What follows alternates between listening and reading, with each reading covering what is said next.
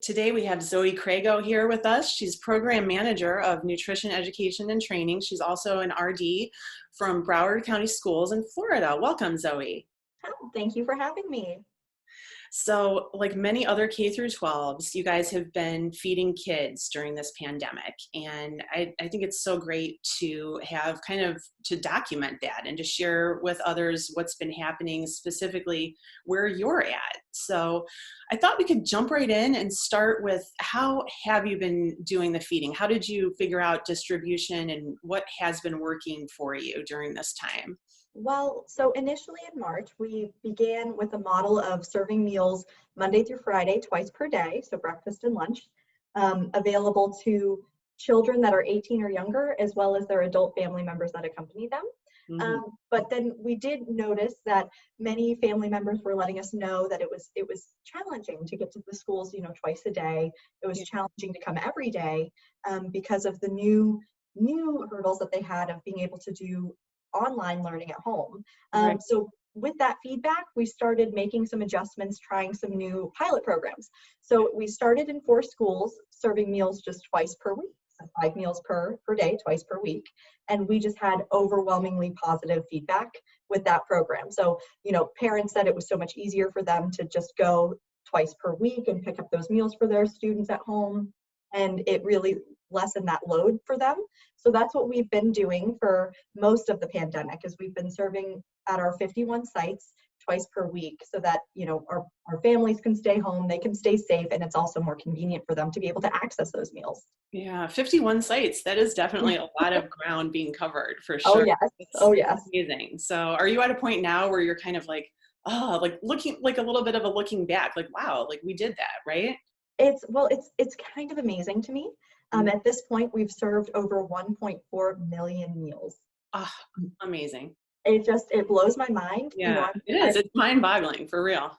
And I'm so grateful that we've been able to roll with the punches and adapt as the situation has been changing, because Right. no one's ever dealt with something like this before. So No, it's we've all been new for everybody. yes, and I'm just glad that we've been able to help support the community in the way that we have, because we're not just supporting the children that we normally feed, but also their family members that need it as well.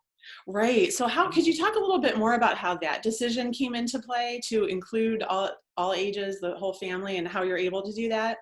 Well, so that was part of the district we're looking at. We know that there were community members out there, or families, they were losing their jobs. They were facing, larger degrees of food insecurity than they had previously. And Mhm. we know that already food insecurity in Broward is a big deal. Over 64% of our students did qualify for free or reduced price meals Yeah. before the pandemic. Mm. So that's 64% of our students that face some degree of food insecurity, didn't have healthy meals at home, don't have access to healthy foods except for during the school day.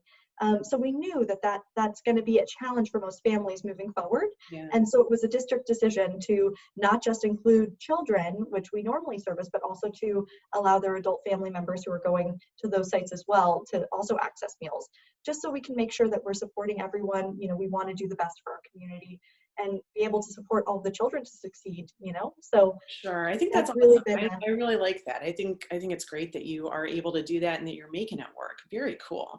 So since there are so many sites, do you have kind of like a staggered approach to like prepping stuff on one day and then bringing it somewhere? Like, how have you sort of put all that together?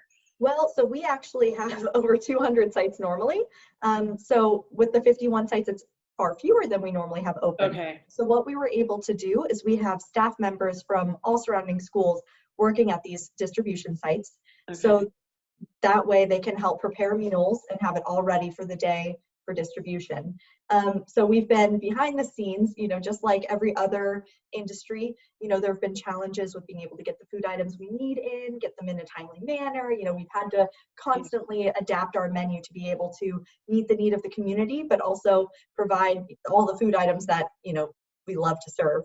So Right, right. How have you found that balance? What are some good menu items where you found some wins with that? well, so that's another area where we've been, rolling with it as we've moved along. Yeah. So initially we were doing all prepackaged items, and then we moved into serving hot items. So that was still while we were serving every day. So we were able to serve hot meals to go home with those kids. But when we did transition over to serving twice a week and sending those meals out, we knew that if we continued to serve hot meals, the quality wouldn't be, what we would hope for when they got home. Because, you could have that hot food and it's great if you eat it right then, but if you were going to eat it 2 days later, quality wouldn't be as great when you reheated it. So that's where we adapted to sending home all pre-cooked but cold food items with heating instructions for our families. That way they would have the best quality food that they, that they expected. And we could feel proud of what we were putting out for them. So we've been doing a whole variety of food items similar to what we serve during the regular school year. So we do things like, obviously prepackaged sandwiches, things like that are easier, but as well as things like Jamaican beef patties. We've been doing all sorts of just different types of food items. We're always serving, fruits and vegetables, our milk component as well. We've been very fortunate to be able to continue to serve fresh produce. We've been serving, fresh celery, fresh carrot sticks. We've apples, things of that nature, which normally it's no big deal, to be able to serve. But during times like these, it's nice to know that we can have that high quality product and be able to get it out to everyone in that timely manner where it's still, fresh and they're happy to eat it.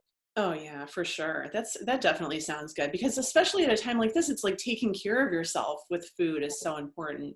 And as a dietitian, I'm sure that's something that you're like, yes, obviously. And it's like, I wondered if you had any thoughts about how that's, especially for kids nutrition, like how this is maybe sort of bringing it more into the forefront than it has been. Well, I do think this is a great opportunity for school meals to be seen in the home because, every school day we're serving our whole grains, whole grain rich foods. We're serving our lean meats. We're serving, low sugar and low salt items that are all part of that healthy diet. But in addition, we also serve all those fruits and vegetables. So we either serve 2 fruits, 2 vegetables, or a fruit and vegetable with every meal. And that's the item that, a lot of kids might not be eating, especially at home. It's always that challenge to get those kids to eat their fruits and vegetables. And that's where a lot of those nutrients are that we need to stay healthy and to promote healthy lifestyles in general. And so I do think this is a great opportunity for parents to also model when they're receiving these meals from us. They're modeling for their kids, look, I'm eating my apple. Oh, I love this apple. Right. This is a nutritious food that we should be eating. And that can play a huge role in helping kids to develop those healthy lifestyle habits. I think that's a really great point. That these meals are in the home, so it's like people are seeing. And then I'm a mom too, so when I find something that my kid likes, it's just a really cool feeling, like her, because she's a little bit of a picky eater, but Quite a few of those. So it's like when you do, it's like it is about trying something. And I have tried things like the no thank you bite, or where you're like, just take a bite of it, or so it's having variety is really awesome. And it sounds like you guys are absolutely providing that to take the stuff home. So what would you say has been kind of like the biggest challenge for you and for the team, like just throughout this whole thing? Like what would you say has been the toughest? Well, this situation is unique in that the biggest concern has to be safety, for our community that's coming in to receive meals, and then also for our staff that are sending them out.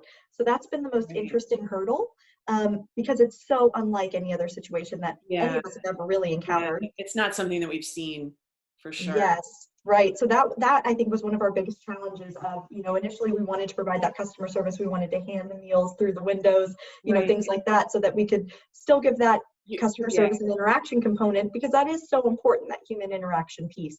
But as the situation kept changing and it became even more and more serious, we had to start doing new types of things, like putting all of the meals into the trunk. That way we're helping to lessen the contact. So you're not our children and the families that are coming to visit us, and our staff, because we want to keep everyone safe. So that's been a unique challenge that I would say is challenging, because it's just something that we would never think about normally. Right, because it took your whole service model of being very hands-on and very involved, and just sort of like turn that on its head. So yeah, definitely. And then where have you seen like some silver linings in this? We talked a little bit about the fact that like getting parents in on it and trying the different things. Like what's been another kind of like positive that's come out of this?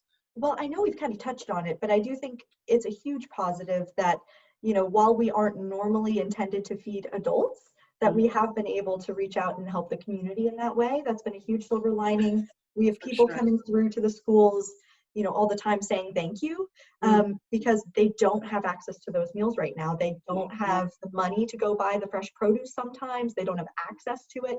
You know, there are a lot of families that live in areas where it's very difficult to get to a grocery store, and especially now they aren't willing to, you know, travel that distance to get those food items. So Yeah, we've food desert. received, you know, a tremendous amount of thanks for the support that we've been able to provide to not just the children, but their families as well. And that's been a huge silver lining. Yes. Some of our staff have received the sweetest thank you cards from some of the students. You That's know, just amazing. And it's like you guys are part of the community and should be viewed as such, and kind of like that's, I think that's great. Very, very cool. it's the unsung heroes. You know, our food and nutrition staff, they're out there, they're preparing meals, and they really care about, you know, all the children that are in their school that they see every day. They know their names, they know their birthdays, and they're excited to see them. Yes, for So sure.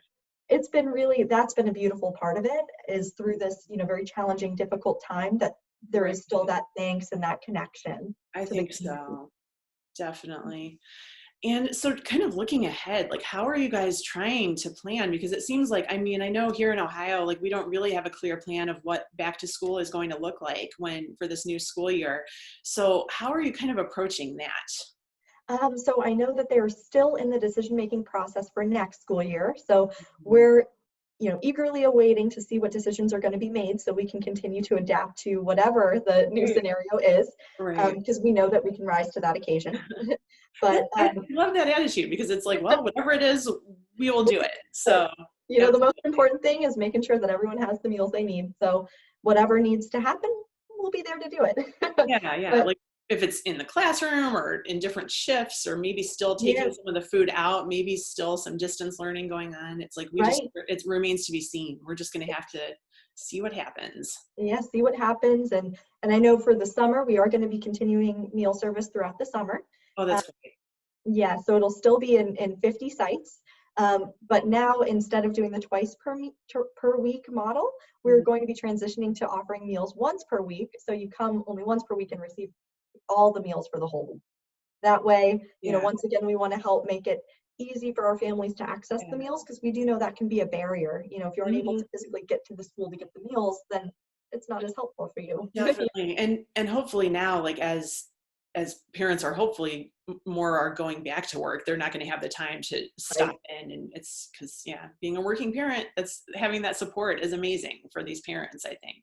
Yes, Definitely. and we want to be there for them and make it easy for everyone to access, and Right. make sure that everyone's getting those same healthy meals that they rely on. Yeah. Well, this sounds really good.